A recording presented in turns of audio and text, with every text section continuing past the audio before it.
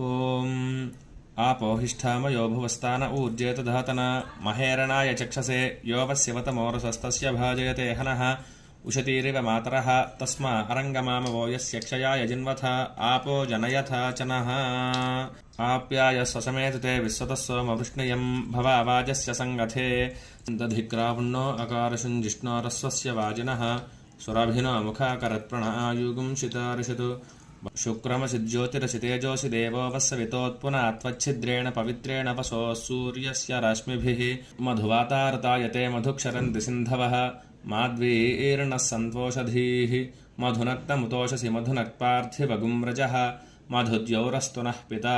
स्वादुःपवस्व दिव्याय जन्मने स्वादुरिन्द्राय सुहवीतु नाम्ने स्वादुर्मित्राय वरुणाय वायवे बृहस्पतये मधुमागुम्मदाभ्यः फलनीर्या फला पुष्पायाश्च पुष्पिणीः